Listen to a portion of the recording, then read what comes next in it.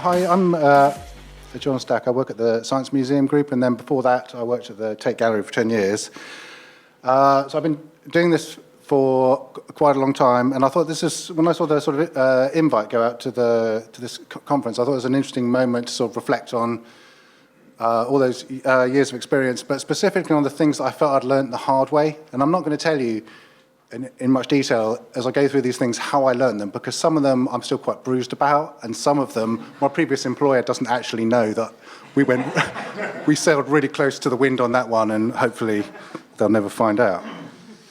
Okay, so 10 things, and we'll try and do each one in about a minute, and then we can go and have a drink in the pub. So your kind of digital estate is always going to be sort of comprised of lots of different things, and sort of marketing things and learning things and online collections and tickets and reports and all that kind of stuff in e-commerce and online recruitment.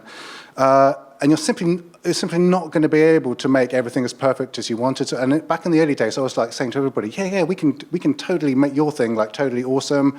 But what I've learned over the years is just pick a handful of things and kind of really gold plate them.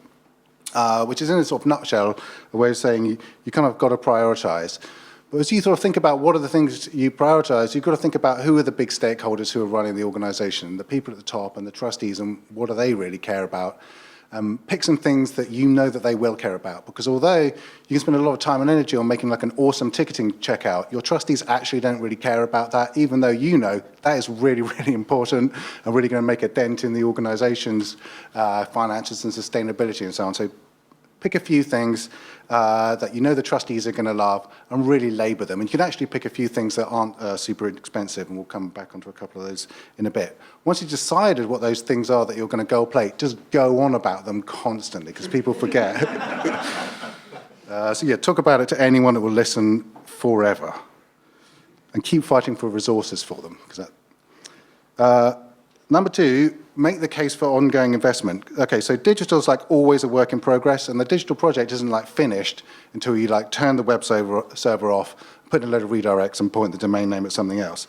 So the post-launch phase of the digital project lasts until that kind of final moment. And that's like, as you all know, because you're digital people, this is like a fantastic opportunity to like keep improving it and refining the whatever it is based on kind of real world data and surveys and what have you, and behavior of audiences. But this is like totally not understood by almost all of your colleagues, because it's fundamentally at odds with how museums operate, which is largely under a sort of capital investment and project funding model that tends towards a kind of sawtooth model of funding, with periods of like massive investment and then periods of like no investment whatsoever. See what I did there? So one of the things, so you're going to be the person that makes the case for the rationale for kind of ongoing investment through that whole period, and it's really hard. So it needs to be another one of the things that you constantly talk about is this is never finished.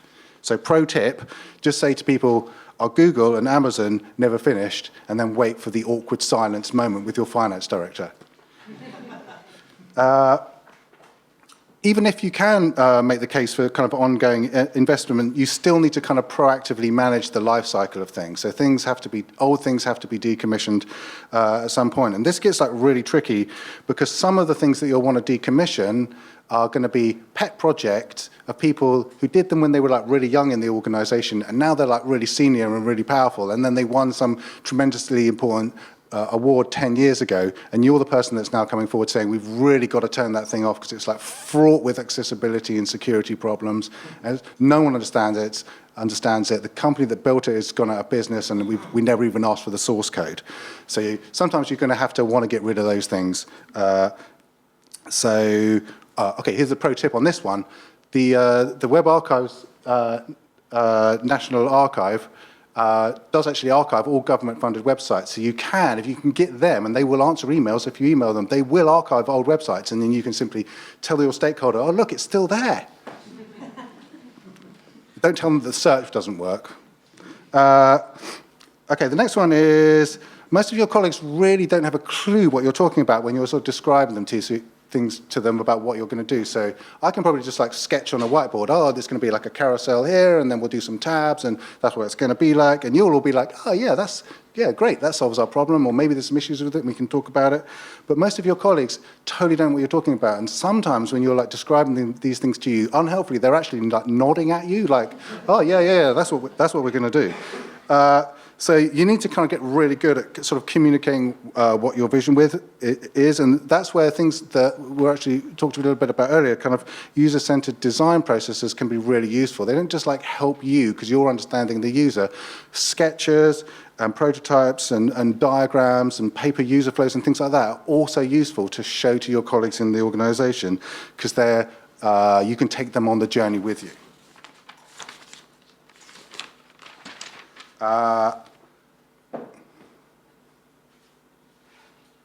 Okay, one thing you've got to be careful of when you're doing that is if you show them a mock-up that's like slightly too polished, they'll assume that's what you're building. So you've got to like then say, no, because what they'll want to do is jump to what color will the buttons be in? I'd like the icon to be like as if it was drawn by a pencil in the style of the artist of the exhibition. You just got to try and push all that to one side and get through to the bit which is really important, which is, does this solve what we're trying to achieve? The next thing is to seek the right balance of technology. And in the early days, I used to think, we'll just get one system, and the one system will like amazingly do everything. But it's actually inevitable that your website's going to be constructed from multiple different systems. And actually, that's probably a good thing. Because what it does mean is you can have a kind of loosely coupled set of systems, and they can it means that you can update them all independently of each other without like doing something over here and then like breaking everything else, which I've definitely had happen to me a number of times.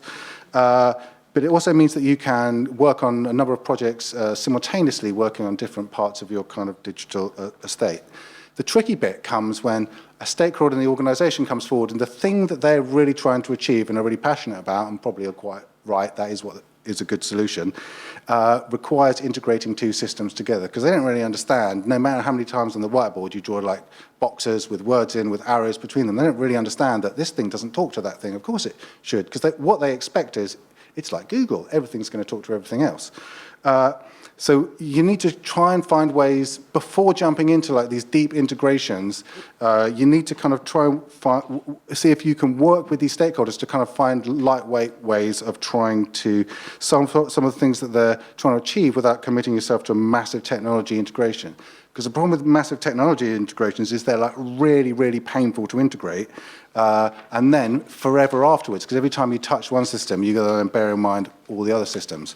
And that's especially the case if the system wasn't designed to be technologically integrated with anything else, which in case you haven't noticed is basically every museum collection management system bar about 3. So do integration of your software systems, but only do it where the benefits are absolutely huge. The next thing is take some new photographs. Because the web is a visual medium, and almost all of your photographs are terrible. And they've been taken they've been taken over years and years and years by different people, and even if there was a style guide, the marketing manager who's like just commissioned the last set of photographs didn't even know it existed, and even if they did, they maybe didn't give it to the person because they didn't agree with it or whatever. So just if you get any opportunity to take a complete set of new photographs, just do it. And that might be a website redesign, or it might be rebranding, or it might be some other thing. But whatever number you put in the spreadsheet for taking those photographs, you're going to need more than that. And every time I put in, oh yeah, we'll spend like X thousands of pounds on getting a photographer in, and we'll do this number of shoots, and it'll be that much, and put it in the budget. Every time I've ended up going to the contingency to draw out more money and put it into that area, because it just makes the thing sing once you have a beautiful set of photographs and they all look gorgeous alongside each other. And while you're about it, pro tip is commission some video as well, because it's really hard to get a curator to like write 500 words, because they start getting like existential angst about it and feel like they're going to be compared with the peer-reviewed essay that they have drafted 6 times and has been backwards and forwards with the editor in the peer-reviewed journal 50 times, and you can't get them to write 500 words, for the website. But you can, they've all been on media training these days, so you can get them to do like 5 minutes in front of a video camera, and you've got to pick your moment to do it. Because we, at one point, thought, oh, we'll just get the curator to do a little video for every exhibition, and we'll try and shoot it the day before the exhibition opens, because the exhibition's finished then. That is like the most stressful day of that person's that person's life. And what we quickly realised is actually the moment you want to shoot it is 2 weeks into the exhibition, because at that point, they've got their patter down, the thing's finished, and all the snagging list is mostly through, but they've also done a talk for the press, they've shown the funders around, they kind of know what's interesting, and that video will go a lot easier. So don't make my mistake. Beautiful photographs could be something that you gold plate. Write that down. Okay, maintaining the overview. So, like, museums are like filled with like really, well, as you've seen today, filled with like really passionate and smart people who are like experts in their field. But generally, with few exceptions, when it comes to digital, they tend to have like a very narrowed view of digital. So, marketing people just sort of see this bit, and then collections people kind of see this bit, and then online recruitment people sort of see this bit. And so, if you don't, someone's got to keep the overview of the whole thing. Otherwise, the user experience like fragments really quickly. And so words like users, audiences, customers, visitors, prospects is another word development people use about people who might give you them money. The audiences don't really, they expect a kind of holistic experience, and yet the organization is siloed. And so the experience will like fragment really, really quickly. So somebody has to keep the overview of the whole experience. And so who is that person? It's probably you. Okay, but your colleagues don't look at you and think, they just think, that's the web person. The web person will just do the website. If I send them a picture, they'll grumble about it, and then they'll put it up. Tell your colleagues, someone needs to take an overview of all these things. Tell them you're doing it. Tell them why it's important. And if your organization has any sense, they'll understand what you're doing, and they'll actually support you in it. So if you want a tip about how to do that, tell them to go and look at your university website, because they are, beyond the little bit at the front, where there's like normally a picture of some happy students in the sunshine on the campus, and then a little comment from the Vice-Chancellor on the amazing research credentials of the university. As soon as you dig down underneath, it's an absolute mess. I worked at university, and they didn't take off my profile from the department for like 5 years afterwards. So it's like the #1 Google search result for me for years. And it does, in that sense, it doesn't matter perhaps so much, because philosophy and physics can be like next to each other in the sitemap, but they're actually different audiences. But arguably for a museum, all of that content, even though it's for scholars or for educators, it's all for the museum's audience. And you'll find a lot more people using different kinds of content than you would at university. So maintain the overview, do it, and then tell everyone you're doing it. Okay, next is, like, how you've got to learn how to like dodge the curveballs, because sooner or later someone in the organization is going to say, oh, we should have an app for wayfinding, or we should have like really sophisticated personalization for visitors, or something else that you know is like not a good idea, and you come to places like this and you hear about people saying, oh, we sort of tried that and it didn't work or whatever, and there might be no way that you can sort of test out a lightweight sort of proposition that you could kind of test over time. On top of which, you've already got like a massive backlog of all the other things that you do need to do that's all grounded in user research and the rest of it. And sometimes the person saying that is like really high up in the organization, and you don't want to make an enemy of them. Oops, sorry. And sometimes there's someone like junior and quite new to the organization, and they're just, they're enthusiastic, and you don't want to like crush their spirit. So you kind of need to get adept at like understanding what people are trying to achieve, because what they're trying to do is articulate the solution to a problem, and you need to get them to articulate what the problem is itself, because maybe they mean the website should work harder to connect audiences with the right events to them, or maybe they're saying digital should connect visitors with our vast collection displays, or maybe they're saying we should learn from the business world and how they keep people engaged with their brand using digital. And actually none of those things are a bad idea, they're all great ideas, but you need to sort of work back down through the layers of thinking to what people are trying to achieve, and then work back up again, and that takes time, and you've got to kind of work with your colleagues on that. Okay, so there's lots of pieces of legislation and whatnot to comply with, and there's lots of best practice for doing so, but you're going to need like a working knowledge of disability discrimination legislation, accessibility best practice, privacy, browser cookies, data protection, terms of use, and the different kinds of copyright laws applies to digital, and that's like totally terrifying. And probably some, or even possibly none of that is actually in your job description. And not least, even if your organisation does have a general counsel, they're probably not an expert on any of this stuff either. So you're going to have to be the person that knows a little bit about all of those things, and then where to go and what colleagues and what peers to ask to get more information. And copyright in particular is like a really knotty issue in museums, because there's a kind of tension between we're going to make millions of pounds from licensing images to we could meet a kind of global audience by opening our content up through. And then lastly, it's sort of not unusual to find that if you've got a huge ancient website, all kinds of legal agreements that in different bits of the site that go back years and years and years, that like overlap or even contradict with each other. So don't be afraid. It will feel good when you've got all that shipshape. So take it on as a task and you'll sleep much better. It's a kind of obvious one, but know your audiences. So historically, museums have measured digital audiences in relatively unsophisticated ways. So they focused, and so have the funders that have funded things, they've asked for those unsophisticated metrics as well. So the kind of top line things like visits or hits, if you're old enough to remember that. And I'm glad I got a laugh there, because it didn't make me feel not so old. And if you don't know what hit is, when we go to the pub, you can ask somebody who laughed and they'll tell you what a hit is.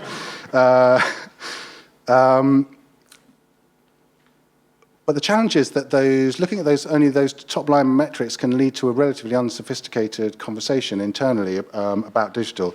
So there's a huge opportunity to use different kinds of audience research to drive some change here. And there are dozens of tools, many of which are free or extremely cheap, to start getting better analytics and using surveys and heat maps and so on. But if you do use those kind of analytics tools, be sure to update your privacy policy, see point 8. And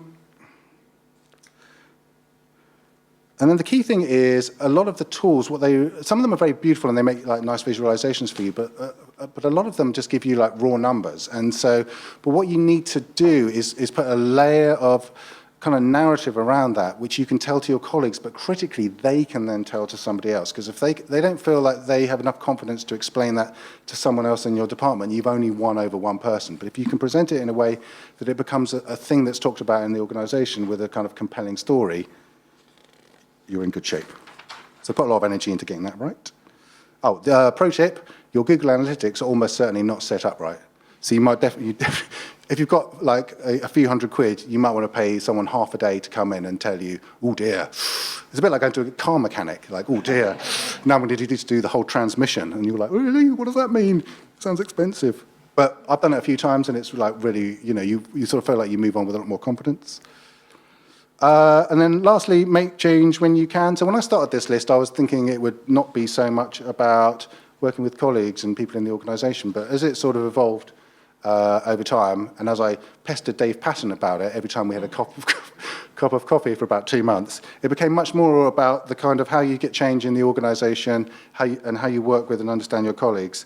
So a couple of final thoughts on that. Firstly, you need to make friends with people in the organisation and spend time understanding where they're going, what their strategy is, and how digital might work with them. And it's sort of so then that will help you sort of build. They'll become kind of part of the coalition that's sort of working in the direction that you and they collaboratively want to work with. Secondly, museums are risk. They might not say it, but they are risk averse. And digital products and projects feel very risky and poorly understood to people in kind of finance and other senior people in the organisation. So things like proof of concepts and prototypes and side projects and short trials are quite often a good way of showing what things might look like. And actually, a lot of the kind of free tools that we saw earlier on are a good way of saying, look, we could do stuff like this. It doesn't need to be expensive. It doesn't need to be risky. If it doesn't work, we haven't lost millions and millions of pounds. Thirdly, funders are a lot more interested in digital than they were 10 years ago.